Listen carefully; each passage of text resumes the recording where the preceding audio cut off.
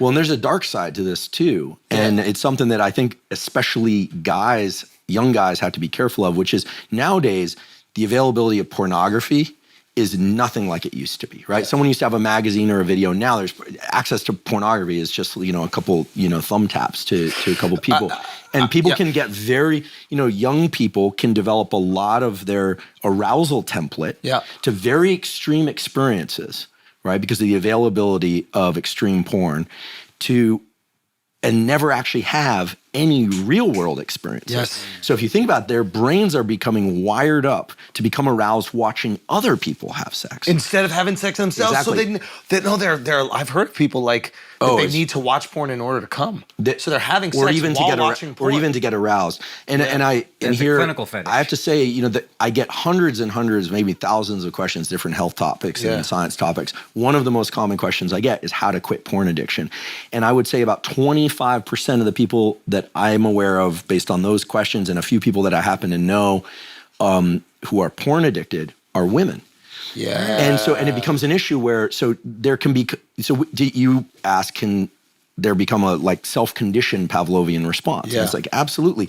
Anything that— Just to clarify real quick for people listening, what a Pavlovian reaction is. So Pavlov won the Nobel Prize, the so-called Pavlov dog experiments, where basically you offer an animal some food or the smell of food, it starts salivating, but right before that you ring a bell. Yeah. And then pretty soon all you need to do is ring the bell and the animal will start salivating. Yeah. So now they're reacting to the bell. So I think that, anytime, not I think. So you're saying we're doing that with porn? Well, and with anything.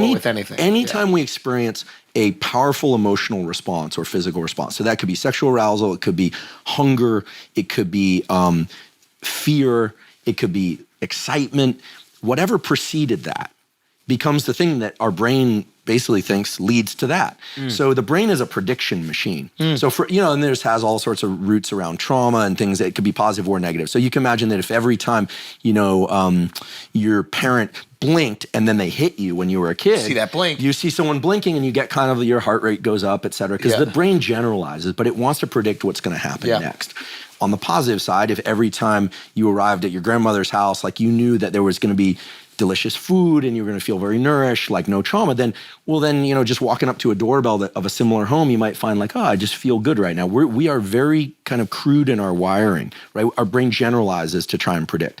So, but in terms of the extreme things like sexual arousal, if young, and I do say guys, it's women watch pornography also, that's been well established, but I get a lot of questions from guys who are addicted to porn and who have challenges in sexual interactions in the real world because they either need that or they don't really understand, they haven't been socialized in terms of normal consensual sexual interactions. And I always say, anytime we're talking about this sort of thing, the disclaimer is we're talking about age appropriate, consensual, context appropriate, species appropriate, right? Throw in species appropriate because, there's all sorts of things out there. So I think that it's interesting, extreme stuff of any kind, or even, for instance, people who get really into fetish type sex, or they get into, having multiple, they get really into threesomes, right? This is a very, as long as we're talking openly, there are a lot of people that I know who got really into this during the kind of early stages of the polyamory movement, right? So, which started in the 70s, but then came back again in the early 2000s, and then they found that they could not get aroused with just one partner.